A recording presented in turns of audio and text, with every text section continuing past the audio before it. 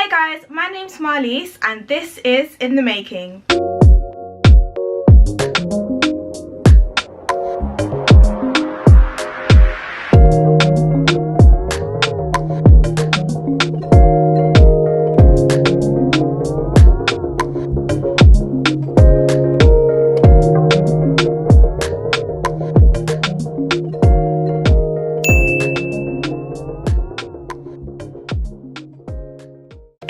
Is a series of conversations with Christian creators from all different industries where we discuss their career paths, their ups and downs, and what they've got coming up. Today I'm here with spoken word artist Briggs, who's here to talk about his career, his journey, and all the projects he's got coming up as well.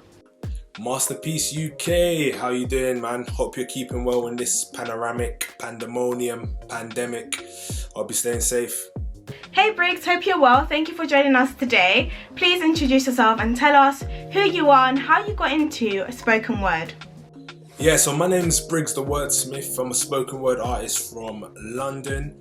How I get introduced to spoken word, mainly just uni. At uni, I had been exposed to spoken word prior to coming to uni. On that summer, I remember it, and I thought, yo, this is cool, man.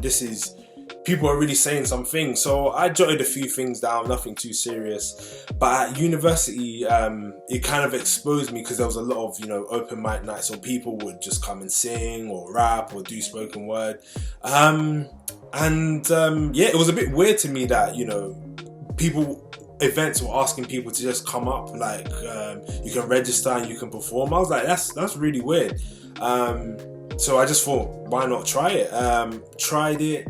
I remember my first performance, I actually forgot my words, which was quite embarrassing. But from that, a lot of people was just saying, yeah, you're really good. And I just started to get invited to a lot more places within university than outside of university and in different cities and stuff like that. So I kind of just fell into it, really. So that's the story. So what are 3 characteristics that you would say you need to be a spoken word artist?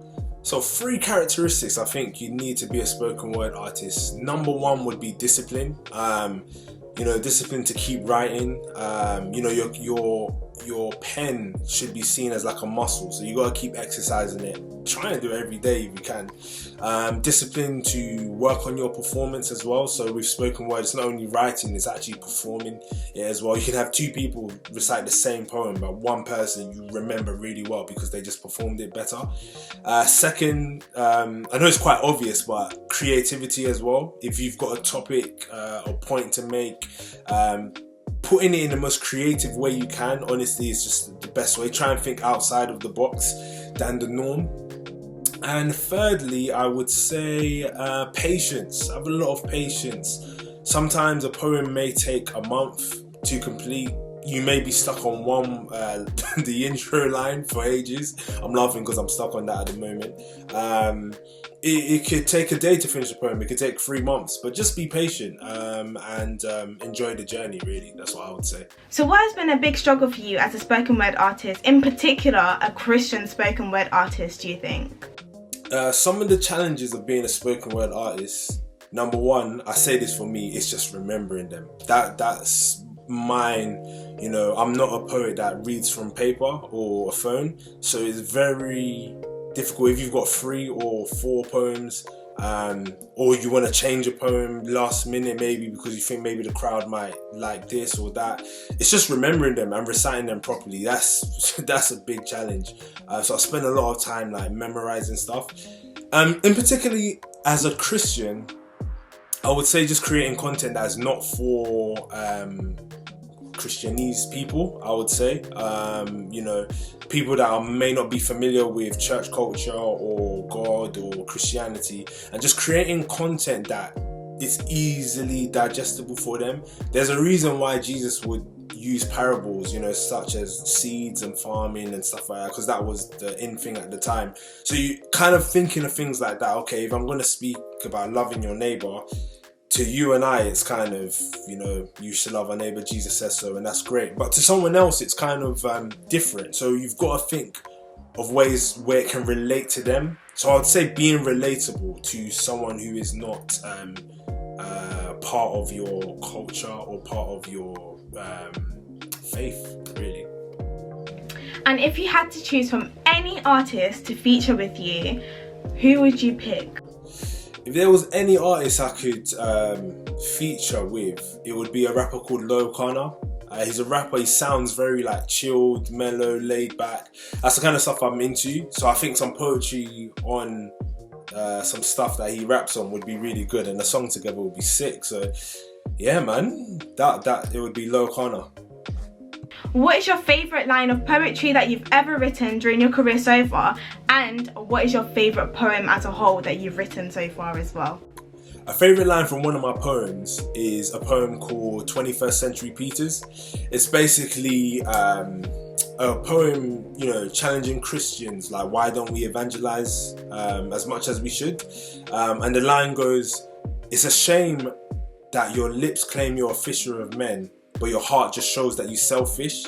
So in essence, like, why is it that we claim, you know, we're fishers of men, but by our actions we're selfish because we're not sharing this gospel?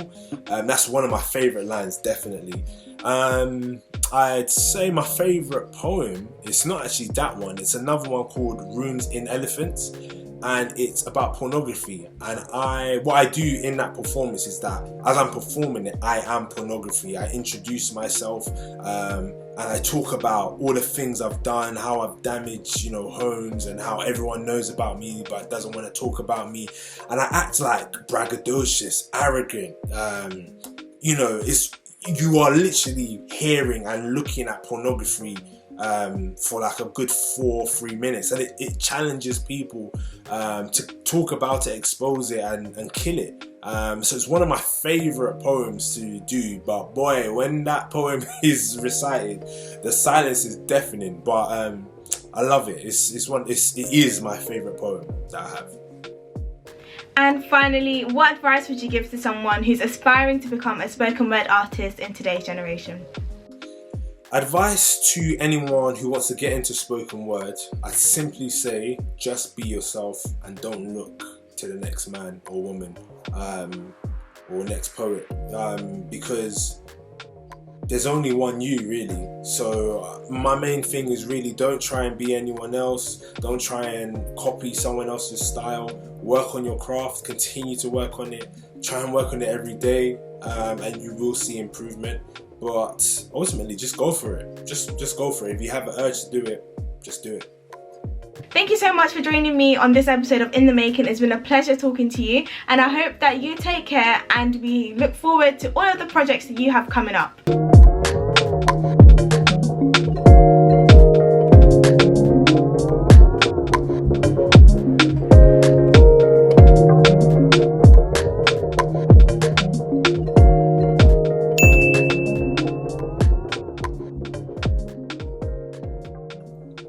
I can never let the moves of a next man determine my next steps. I remember my GCSEs, all of us in the same exam hall, but not everyone was sitting the same test. Different subjects, from Pythagoras' theorem to Othello and Macbeth, so viewing life from the right angles can stop you from judging covers of books you've never read. Makes the paragraphs of life easier to digest, so just because my man asked for more paper on the left, doesn't mean I gotta question what I put down with the pen. Time always tells. I wait for results day to commence, and if the results aren't what I expected, no shame in trying again.